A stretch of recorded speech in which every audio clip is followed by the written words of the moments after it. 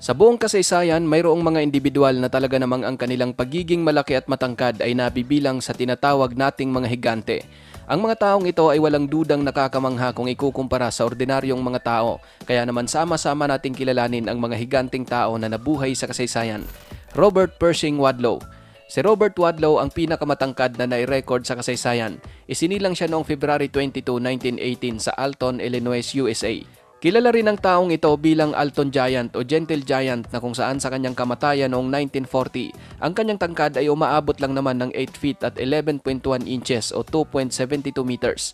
Ayon sa pagsusuri, ang hindi pangkaraniwang tangkad ni Robert Wadlow ay sanhi ng pagiging abnormal ng kanyang pituitary gland na nagiging dahilan ng labis na pag-produce ng kanyang growth hormone.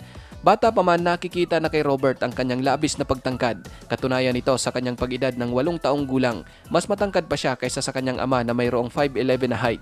Sa kanyang patuloy na pagtangkad, dumating na sa punto na nakuha na niya ang national attention, kung saan noong 1936 sa kanyang pag-edad ng 18, naging kabilang siya sa Ringling Brothers Circus na nag-iikot sa Canada at United States bilang taga-aliw ng mga manonood. Sa kasikatang natamo ni Robert, nakuha niya ang endorsement ng isang international shoe company na siya namang gumagawa ng pinasadyang sapatos para sa kanya na mayroong sukat na 37AA. Sa kabila ng kanyang nakakamanghang pagtangkad, dinaranas naman ni Robert ang iba pang mga problemang pangkalusugan gaya ng kanyang mahinang mga paa na kinakailangan niya pang gumamit ng leg braces at tungkod para lang makapaglakad. Maliban dyan, dahil sa kanyang labis na pagtangkad, hindi na rin nagiging normal ang kanyang puso, nagpapump na ito ng dugo na kumakalat naman sa kanyang buong katawan. Noong July 4, 1940 sa edad na 22, binawian ng buhay si Robert Wadlow dahil sa isang impeksyon mula sa blister na tumubo sa kanyang sakong. Sultan Kosen. Si Sultan Kosen ay isinilang noong 1982 sa Turkey. Siya ngayon ang may hawak ng titulong The Tallest Living Man dahil sa kanyang height na umaabot ng 8 feet and 2.8 inches o 2.51 meters. Katulad kay Robert Wadlow, ang kondisyon ni Sultan ay dahilan din ng kanyang pituitary gland tumor na siyang nagiging dahilan ng kanyang hindi mapigil na pagtangkad. Gayunpaman noong 2010 matagumpay na natanggal ang kanyang tumor kaya napahinto ang kanyang pagtangkad. Ngunit sa kanya namang nagiging height ngayon, aminado siyang hirap na hirap siyang humanap ng damit at sapatos na kasya sa kanya at maging sa paghahanap ng trabaho. Noong 2009, kinilala ng Guinness World Record si Sultan Kosen bilang pinakamatangkad na taong nabubuhay. Sa kanyang nakuhang kasikatan, naging daan ito upang makapag-travel siya sa iba't ibang lugar. Madalas na rin siyang naiimbitahan sa mga TV shows at marami pang iba't ibang mga events. Taong 2013, ikinasal si Sultan sa kanyang asawang si Merv Devo na mayroon lamang 5'1" na height. Yao Ming. Isa namang basketball superstar si Yao Ming. Isinilang siya noong 1980 sa Shanghai, China. Isa na siya ngayong retiradong professional basketball player na mayroon lang namang 7 feet at 6 inches na tangkad. Ang di pangkaraniwang tangkad ni Yao Ming ay namana niya sa kanyang mga magulang. Ang kanyang ama ay mayroong tangkad na 6 feet at 7 inches. Samantalang ang kanyang ina ay may tangkad naman na 6 feet at 3 inches. Ang karerang basketball ni Yao Ming ay nagsimula sa China noong naglaro ito sa Shanghai Sharks sa Chinese Basketball Association o CBA. Ang kanyang kakaibang skill sa laro at ang napakapambihirang tangkad ang pumukaw ng atensyon sa NBA. Noong 2002, na-drop si Yao Ming sa Houston Rockets bilang overall pick, kung saan sa kanyang 9 na taong pagiging manlalaro, naging isa siyang international sensation at isang dominanteng puwersa ng kanyang kupunan. Marami pa siyang na-achieve sa kanyang pagiging NBA player kagaya ng kanyang pagiging 8-time NBA All-Star. Ang presensya ni Yao Ming sa NBA ay malaki ang naitulong upang mas lalong nakilala ang basketball sa China at nakatulong sa pagiging globalization ng basketball. Noong 2016, nailagay si Yao Ming sa Naismith Memorial Basketball Hall of Fame upang kilalanin ang kanyang legacy bilang isa sa pinakamaimpluwensyang manlalaro ng basketball sa kasaysayan. Andre the Giant. Si Andre Rene Rosimov o mas kilala sa tawag na Andre the Giant ay isang professional wrestler at aktor na isinilang noong 1946 sa France. Ang kanyang tangkad na 7 feet at 4 inches o 2.24 meters at timbang na umaabot ng 520 pounds ay resulta ng kanyang kondisyong tinatawag na gigantism at acromegaly. Taong 1970, nagsimula ang wrestling career ni Andre the Giant. Agad niya namang nakuha ang kasikatan dahil sa kanyang kakaibang laki, lakas at bilis. Ang kanyang kakaibang katauhan sa ibabaw ng ring ang madalas inaabangan ng mga manonood. Naging isa siya sa pinakakilala at paboritong wrestler sa kasaysayan. Sa kanyang buong karera, makailang beses ding napabilang si Andre the Giant sa mga hindi malilimutang tapatan. Kabilang na ang kanyang iconic na pakikipagtunggali sa isa ring legendary wrestler na si Hulk Hogan. Ang kasikatan ni Andre the Giant hindi lang umiikot sa mundo ng wrestling dahil nagkaroon din siya ng matagumpay na acting career. Kagaya ng pagganap niya bilang si Physics sa pelikulang The Princess Bride noong 1987. Dahil sa pagiging sobrang malaking tao ni Andre the Giant, dahan-dahang nagkaroon ng problema ang kanyang kalusugan hanggang noong 1993 sa edad na 46, pumanaw siya dahil sa heart failure. Ang legacy na iniwan ni Andre the Giant sa mundo ng wrestling ay nananatiling walang kapantay. Katunayan, nailagay siya sa WWA Hall of Fame noong 1993. Zheng Jinlian. Nagmula naman sa Hunan Province of China si Zheng Jinlian na isinilang noong 1964 kung saan hawak nito ang titulong The Tallest Woman in Modern Times. Ang kanyang di pangkaraniwang tangkad bilang babae ay umaabot ng 8 feet at 1.75 inches bago ang kanyang hindi pa panahong pagkamatay sa edad na 17. Gaya rin ng ibang mga taong mayroong di pangkaraniwang tangkad, ang animoy hindi mapigil na pagtangkad ni Zheng ay resulta rin ng pituitary gland disorder na nagiging dahilan ng overproduction ng kanyang growth hormone. Mula pa sa pagkabata, ang pagiging matangkad ni Zheng ay hindi na maipagkakaila. Katunayan, 4 na taong gulang pa lang siya ngunit mas matangkad pa siya sa mga taong nasa hustong gulang na.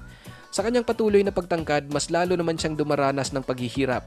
Ang kanyang mga magulang ay nahihirapan ring ibigay ang kanyang mga personal na pangangailangan, kagaya ng mga damit at sapatos na kasya sa kanyang pagiging labis na matangkad. Dahil sa pagiging sobrang matangkad ni Zheng, nagkaroon na rin siya ng iba't ibang sakit gaya ng scoliosis at hirap sa paggalaw.